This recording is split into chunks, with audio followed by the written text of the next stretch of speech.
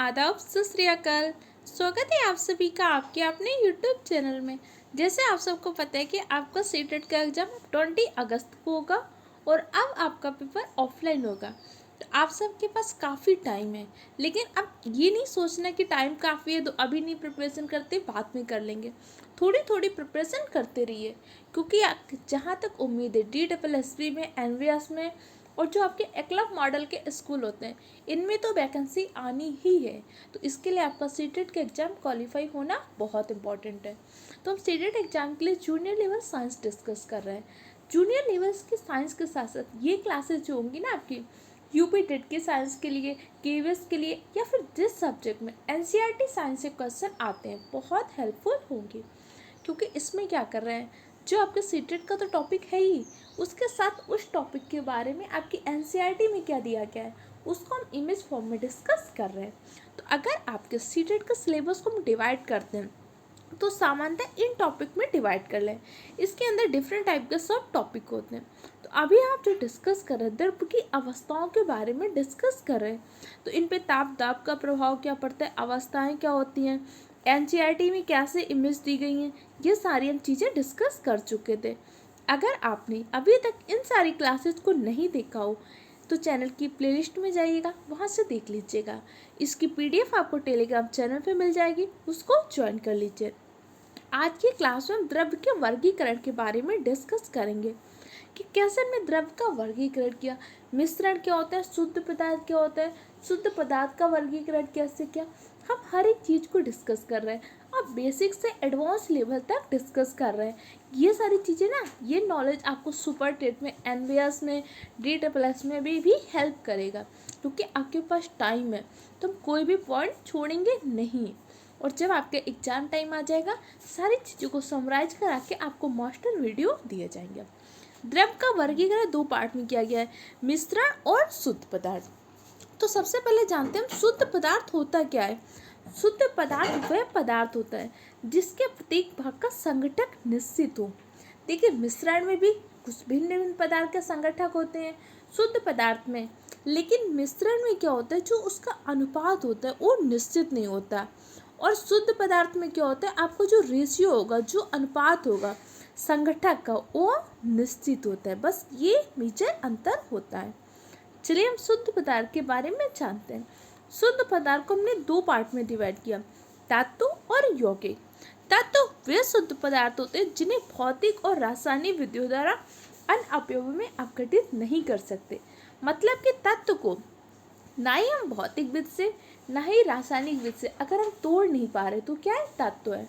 जैसे oxygen, oxygen को तोड़ सकते हैं नहीं, कार्बन, कार्बन को तोड़ सकते हैं नहीं, हाइड्रोजन, लिथियम, हीलियम, रेडॉन, इन सबको तोड़ पा रहे हैं, नहीं तोड़ पा रहे। तो ये सारे क्या है, तत्व। अब तक 118 तत्व ज्ञात हो चुके हैं। अब आप जैसे पढ़ते हैं NH3 अमोनिया, अमोनिया को आप तोड़ सकते हैं ना। आप पढ़ते हैं H2SO4, H2SO4 को आप तोड़ सकते हैं ना। आप पढ़ते हैं HNO3, HNO3 को हम तोड़ सकते हैं ना, लेकिन तत्व को हम नहीं तोड़ पाए। सल्फर, फास्फोरस, पोटेशियम, इन सब को तोड़ सकते हैं, नहीं तोड़ सकते।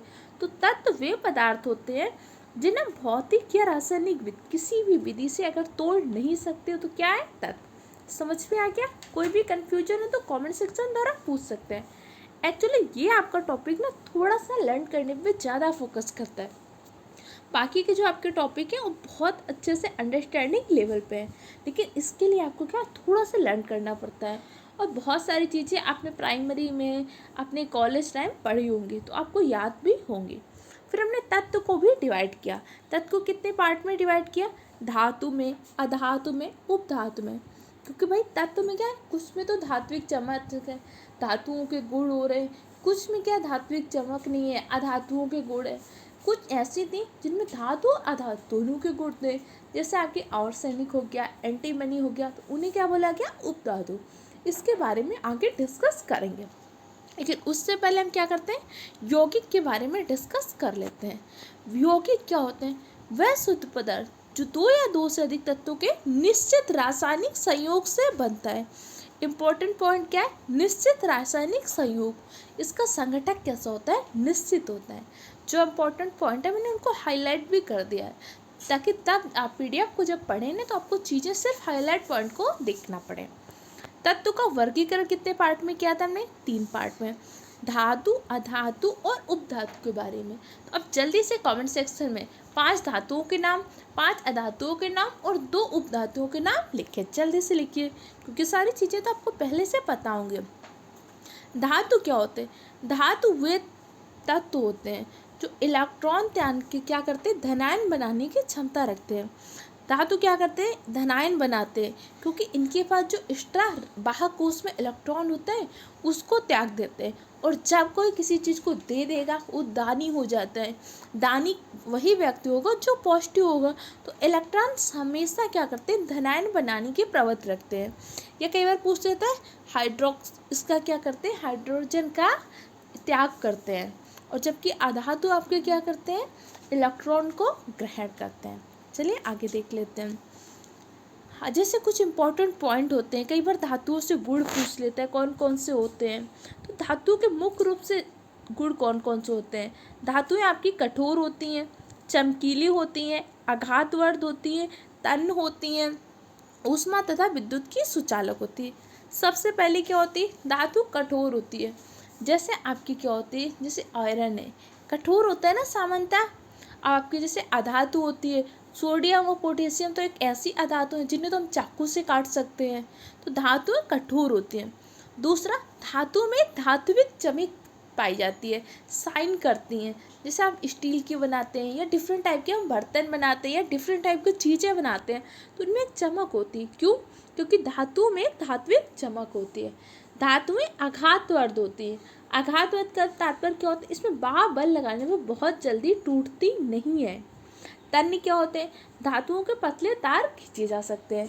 जैसे सोना, सोना आपकी क्या है? सर्वाधिक तन्य धातु है। समझिए कितने कम सोना, कितने ग्राम सोना से हम कितनी बड़ी सी डिजाइनें बना देते हैं। सोना आपकी सर्वाधिक तन्य धातु है। इसके साथ साथ धातु आपकी ऊष्मा तथा विद्युत के सुचालक होती है। और ये इमेज आपको कहाँ मिली है? इमेज है आपकी एनसीईआरटी के बुक से। एनसीईआरटी 9th क्लास की बुक में इमेज दी हुई है। जो इमेज आपको 9th क्लास से लेनी है, 6th क्लास से लेनी है, किस क्लास से लेनी है, कौन सी इमेज आपके लिए इम्पोर्टेंट है, वो मैं उसी तरीके से लगाती हूँ। ओके, इसके साथ साथ कुछ धातुओं के उदाहरण याद कर लीजिएगा। Iron, copper, aluminium, calcium, magnesium. इनके सिर्फ याद नहीं करने, इनके क्या करने आपको पता होना चाहिए सिंबल क्या होते हैं। आयरन का क्या होता है? Fe। कॉपर का क्या होता है? Cu। एल्यूमिनियम का क्या होता है? Al। कैल्शियम का क्या होता है? कैल्शियम का Ca होता है। इसके साथ मैग्नीशियम का Mg। ये सारी चीज़ें आपको याद होनी चाहिए। ओके, चलिए आगे डिस्कस कर लेते हैं। अधातुएं क्या होती हैं? अधातु आपको जैसे सल्फर होता है, कार्बन होता है, ऑक्सीजन होता है, फास्फोरस होता है, पोटेशियम होता है, ये सब आपकी क्या है? अधातु हैं। अधातुओं में धात्विक चमक नहीं होती है। अधातुएं आपकी ऊष्मा तथा विद्युत की क्या होती हैं? कुचालक होती हैं, ध्यान रखिएगा। अभी मैंने आपको बताया सोडियम तथा पोटेशियम धातु नरम होती है और ऐसी होती है कि इनको क्या कर सकते हैं? चाकू से काटा जाता है। परकरा एक ऐसी धातु है जो सामान्य ताप पर द्रव अवस्था में रहता है। अगर आपसे पूछे कि एक ऐसी धातु का नाम बताओ जो सामान्य ताप पर क्या होता है? द्रव अवस्था में रहता है, तो आपका पारा। और अगर पूछेगा ऐसी अधातु का नाम बताओ जो सामान्य ताप पर द्रव अवस्था में रहता है, तो आपकी ब्रोमीन। ब्रोमीन आपकी अधातु है, पारा जबकि आपकी धातु है। बाकी समस्त धातु या अधातु सामान्य ताप पर क्या होता है? ठोस अवस्था में पाई जाती है, लेकिन ये दोनों क्या होते हैं? द्रव अवस्था में पाई जाती हैं। तो इनसे क्वेश्चन पूछा जाता है, प्रीवियस ईयर में भी पूछा गया है, याद रखिएगा। धातुएं विद्युत की धनात्मक होती हैं। पारा कैसी होती है? सामान्य ताप पर द्रव अवस्था में पाई जाती है। सोडियम, सोडियम क्या होता है? बहुत ज़्यादा अक्रियाशील होता है, इसीलिए सोडियम को क्या करते हैं? हम केरोसिन ऑयल में रखते हैं, क्योंकि अगर सामान्य रूप से बाहर रख देते हैं तो वातावरण के ऑक्सीजन के साथ रिएक्शन कर लेता है और रिएक्शन करके क्या होता है? स्वतः जलने लगता है। इसीलिए इसको हम किस में रखते हैं? केरोसिन ऑयल में रखते हैं। कई बार देखते हैं ना कि समुद्र में आग जैसी लग गई, वहाँ पे क्या होता है? सोडियम गिर जाता है। जब सोडियम गिर जाता है तो वातावरण वहाँ के जल के साथ ऑक्सीजन के साथ अपक्रिया करने लगता है, तो बहुत ज़्यादा क्या कर देता है? ऊष्मा उत्पन्न कर देता है। तो ऐसी कौन सी चीज़ है जिसे हम क्या करते हैं? केरोसिन ऑयल में संचित रखते हैं? सोडियम धातु को, ध्यान रखिएगा। अब जल्दी से आप 3 से 4 क्वेश्चन के आंसर मुझे कमेंट सेक्शन में दीजिए। ऐसी कौन सी धातु है और ऐसी कौन सी अधातु है जिसे सामान्यतः पर हम द्रव अवस्था में रखते हैं? धातुओं के 4 लक्षण बताइएगा। धातुओं के 5 धातुओं के नाम बताइएगा। ओके। और क्लोरोफिल में कौन सी धातु पाई जाती है? कमेंट सेक्शन में आंसर दीजिए। ब्लड के हीमोग्लोबिन में कौन सी धातु पाई जाती है? कमेंट सेक्शन में आंसर दीजिएगा। और क्लोरोफिल की संरचना किससे मिलती हुई संरचना होती है? कमेंट सेक्शन में आंसर दीजिए। आगे देखते हैं धातुओं के कुछ प्रमुख गुण। सबसे पहला गुण क्या होता है? धातुओं में धात्विक चमक पाई जाती है, इसीलिए बहुत सारी चीज़ों में कहते हैं साइन है, क्योंकि मेटल की एक साइन होती है। धातु में विद्युत और ऊष्मा के सुचालक होते हैं। सर्वाधिक सुचालक धातु कौन सी है? चांदी। लेकिन सामान्यतः विद्युत वायर इलेक्ट्रिक उपकरणों में किसका प्रयोग करते हैं? सामान्यतः हम कॉपर का प्रयोग करते हैं, क्योंकि चांदी थोड़ा ज़्यादा महंगी होती है। धातुएं आघात वर्धनी होती हैं। धातुओं में तन्यता का गुण पाया जाता है। सर्वाधिक तन्य धातु आपकी सोना। धातुओं का गलनांक व क्वथनांक उच्च होता है। धातुओं का घनत्व उच्च होता है। तो आज की क्लास में हमने धातुओं के बारे में जाना, द्रव्य क्या होता है जाना, तत्व क्या होता है, यौगिक क्या होता है, मिश्रण क्या होता है। नेक्स्ट क्लास में हम अधातुओं के बारे में डिस्कस करेंगे। तब तक के लिए चैनल को सब्सक्राइब करिए, वीडियो को लाइक कीजिए, दूसरे फ्रेंड के साथ शेयर कीजिए। कोई भी दिक्कत हो, कन्फ्यूजन हो, कमेंट सेक्शन द्वारा पूछ सकते हैं।